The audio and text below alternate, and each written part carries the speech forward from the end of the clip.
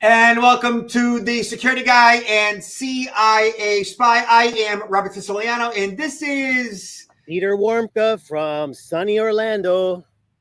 So, buddy, is that a green screen I'm looking at? What is going on behind you? I'm into authentic presentation of myself. This is the great outdoors. And the reason why I had to do this, normally I'm in my house or an office space when we get online here, but today they're installing solar panels on the roof, and I just can't even stand being there, let alone trying to do a podcast from there. So I'm outside near my house at a nice park here. It is the great outdoors, and your internet is great. Your background is fantastic. You should do that every week because I love it. Well, I can try to do that. I wouldn't want you to try to do that in the wintertime up where you are, though. Oh, God, no. Yeah, solar panels, you're going green. I love that. Good for you, man. Yeah. Give it a try. Excellent. Yeah. All right, so we got before somebody shows up riding a lawnmower behind you, let's get right into it. Okay, so this week we're going to be doing some AI stuff, okay? Because there is a lot of stuff going on right now that I think that everybody needs to be aware of in regards to AI. And it's getting pretty nasty out there, pretty scary, actually. I actually was just recently pitched by a network to do an entire TV show on current AI scams. And I think that what I'm seeing right now is the proliferation of digital media being manipulated in such a way where it's being used for propaganda is really just the beginning of how human beings are going to be unduly influenced by what they're taking in via their eyes and ears. I agree with you. I mean, this is just starting. This is the tip of the iceberg of what's to come. Now, right here, this particular article, Americans, this is via DNYUZ. Americans under 30 don't trust religion or anything else. Now, we're not here to talk about religion. But what caught my eyes in regards to this particular article is that those under 30 don't trust. And that is not necessarily a bad thing, okay? And with what's going on right now in regards to AI and deep fakes and everything else, that generation stands to fare well in regards to what's coming at them on a daily basis in regards to all print and digital media. Okay, so check this out. I'm going to scroll right down to a new report from the Survey Center on American Life at the Enterprise American Institute calls this what's called formative distrust, which is a new term that I've never heard before, and I think this is great, actually. Formative distrust, noting that older Americans had a greater confidence in political leaders during their childhood years. And if you grew up as I did during the relatively stable Clinton years, for example, you probably have a very different view of political institutions than someone who turns 25 today. That's me, whose political consciousness may have been formed during the Trump era. So that said, those who are 25 years old right now, they're like, we don't trust our government institutions. We don't necessarily trust media. That they're looking at the world around them and going, something is not right. Like, we're supposed to trust our government institutions. We're supposed to trust the media that comes at us, but we really don't. And this is considered their formative years. And that's actually a good thing, Peter. No, I agree. I think that's a very interesting observation that you've made because, our generation and people even older, it's sort of like we blindly trust everything. We trust everything until something comes out that proves it to be false. We automatically trust. That's the culture. That's the upbringing we had, and the fact that now there's a generation that sort of has this, I would say, skepticism and wanting to really verify whether this news is true or not. That's a good thing. I think on the other side of it, though, there's pros and cons. We also have a generation that's very attuned to using technology, to using these cool AI tools, such as there's a number of these applications where you can create like another image of yourself and manipulate that image, and so a lot of these kids are blindly giving their ID. I mean, their physical ID away to these companies where they might lose control of it and it could be used for something. So in some ways they're skeptical and very, want to dig in a little bit more to trust whether or not some of the news is true or not. The technology that they're involved in, though, they can still be even more likely to be scammed than some of the older generations. It's very possible, and yet, like you said, their lives are online, and so their faces, they're essentially their biometrics at some level, and their voice is everywhere, and that it's not only being manipulated by them via the various tools that they use to kind of clean up wash their looks and filters and such, but it's also has been or will be used by scammers and others to manipulate others with their presence, right? Mm-hmm. Mm-hmm. So check this out, right? Here is via the Washington Post. These look like prize-winning photos in their AI fakes. Artificially generated images of real-world events proliferate on stock image sites. Think Adobe, think Getty, blurring truth and fiction. So a young Israeli woman wounded, clinging to a soldier's arms in anguish, a Ukrainian boy or girl holding hands alone in the rubble of a bombed-out cityscape, an inferno rising improbably from the tropical ocean waters amid Maui's raging fires. At a glance, they could pass as iconic works of photojournalism, but not one of them is real. Okay, this is a serious problem because when you go as a potential customer to buy these images, you should be reassured that these are not made with artificial intelligence, unless they are posted that they are, and people still want to buy them for some reason. Check this out, Peter. This is an AI generated photo of the Israeli woman clinging to a soldier. This is on Adobe stock, right? Here is what looks like an AI generated fake photo depicting an explosion in Gaza. Okay. Here is an AI generated fake photo on Adobe of a girl holding a teddy bear in a civilian area. And this looks like a Ukrainian child. Beautiful, beautiful picture, beautiful kid, right? But everything about it, apparently, I guess, I don't know if the child is real or not, or if her background is real or not. I mean, it's a beautiful photo. But it's definitely heartfelt. Look at that. Like, that's supposed to be Maui. That's wild, incredible. Peter. Yeah. So what is it saying? It's saying that responding to questions about its policies from the Washington Post, the stock image site Adobe Stock said Tuesday it would crack down on AI-generated images that seem to depict real newsworthy events and take steps to prevent its images from being used in misleading ways.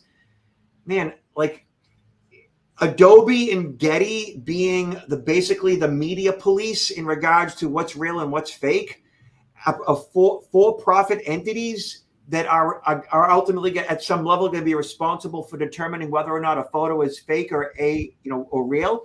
That's a little frightening to me, and it's not that I don't have any confidence in them. It's that A, they're for profit, and B, it's an enormous responsibility that they have. But it's not just them.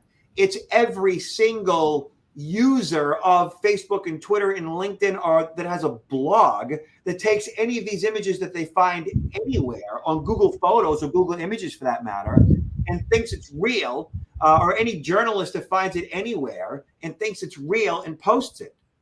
Mm-hmm. But I think for now, I agree with you, but I think for now there's going to be no other choice, and it's going to have to at least start with this because there's not any current regulation that really is going to be able to be utilized to enforce somebody who's utilizing deepfakes to be prevent that or to prosecute them. So it's going to have to be the vendors of those photographs of that media, whether it's the creators like Adobe, like Stock, or on some of these social media platforms, they're going to have to take that, maybe there's going to be regulation that's directly going to impact them, that they could be prosecuted or fined if they are offering through them deepfake images, because at the government end, I don't think any government entity is going to be able to police this. And at the consumer end, I mean, how often is a consumer going to get online and be able to use some tool, let's say, and check a photograph? It's not realistic. They're not going to do that. They're not going to check the photos themselves, right? No, So they're not. now here, the AP discusses fake babies, real horror, deep fakes from the Gaza war, increased fears about AI's power to mislead. So propaganda. So among the images of the bombed out homes and ravaged streets of Gaza, some stood out for the utter horror.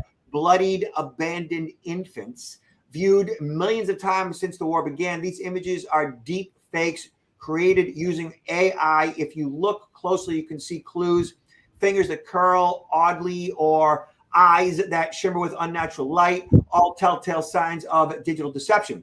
And for a media company like an AP, they would be able to maybe differentiate. For most of us casually, taking a look and seeing something that a friend posts online, maybe not. The outrage the images were created to provoke, however, is all too real.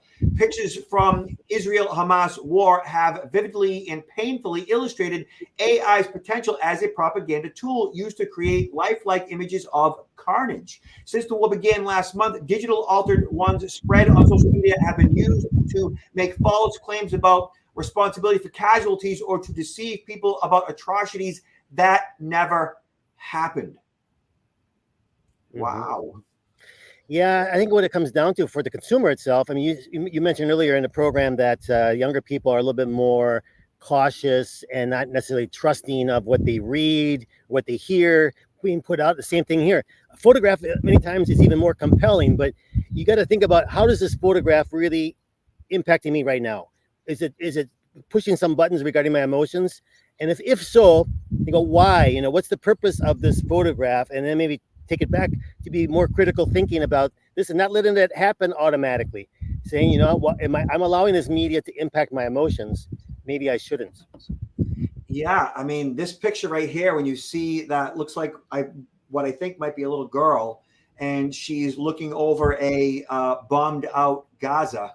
I mean, that right there. I mean, just the bombed out Gaza by itself is compelling enough. And then you know, the what looks like a at this point homeless child by herself. I mean, everything about that photograph just says, you know, WTH, right? Yep. Mm-hmm. Yeah. I mean, I for one would be compelled to respond to this. You know, it's moving, and that is problematic. And I think that, like, what this boils down to is, for all of us growing up, my mom, you know, always said, you know, believe half of what you see and nothing of what you hear. You know, and today it's like you can almost believe nothing of what you see. Right. So much for that expression, seeing is believing, right? Really, like, wow, Peter, like we what you and I put out there today in regards to being aware of fraud prevention and all the telltale signs, you and I really need to kind of renegotiate how we see it all, and how we're gonna, what the information that we put out there as to what the consumer needs to be aware of is all being flipped on its head right now in real time. And things are moving so fast that even if you put something out there and it has an impact on somebody, then there's some other news stories. So people don't go back necessarily and fact check. Being, once it's out there, it's out there. The damage has been done. Yeah, right.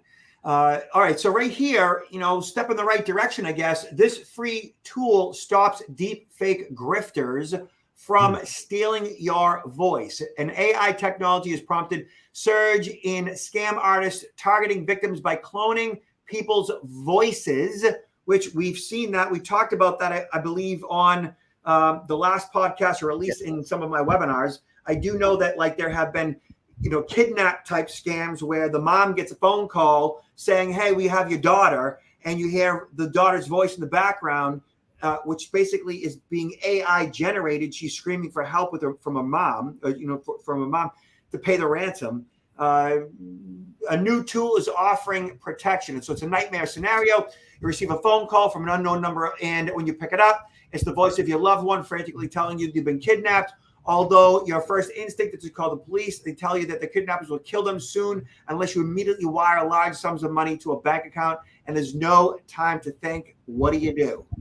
So while scary, the person on the other side of the call might not be a loved one at all. In fact, it might even be a person rather than artificial intelligence. Clone your loved one's voice to trick you into sending money. So, I mean, they're saying that right now that an energy company had as much as $250,000 stolen as a result of AI voice scams. Okay. So what is it saying? So they're saying that basically that there are tools of technology that are rolling out. I don't know whether or not they are future-proof, because they're saying it right here that it's not necessarily future-proof, but right now there are options. And we're going to include this particular link in the show notes so that you can do a deeper dive yourself. But look, as scary as this all is, and we're not all about fear, uncertainty, and doubt, and crawl under the covers and just freak out and live in a cave in Montana. We want to provide you solutions, and this right here shows that there are solutions out there. Whether or not they are future-proof is another story, as this article plainly admits. I think that it's on us. We can't rely on government to police this, like Peter said. That we do need to know what our options are. We do need to take a step back and not necessarily believe in what you see going forward. Yeah, I think with this particular product, you will need to download an app to your phone, through which most of your voice communications are done anyway, right? So it's an app that's on your phone that you activate and use for every time you speak on the telephone, which they claim it works. But now the question is whether people will buy. I mean, I'm presuming there'll probably be some sort of. I don't think they're going to offer it for free, but they might. They might have to buy this particular service. And so, how many people? First of all, there's not many people that are aware of this problem. Then, how many people are going to buy it? Something that works. I think one of the things that we all should. I mentioned this earlier, is establish that code between family members and friends that you can use. It's not going to cost you anything. And I think having those discussions with your family members during the holiday season, especially Christmas, New Year's, is something that you can automatically establish right now. And I think it's practically foolproof, even going forward in the future.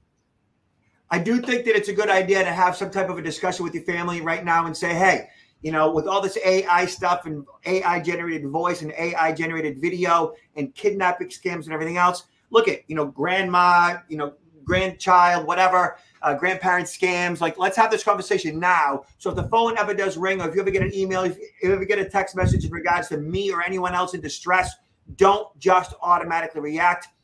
Pick up the phone, send a text message, make a phone call, send an email, do what's necessary to get in touch with whoever to make sure that everybody is okay. Going forward, you cannot just automatically trust.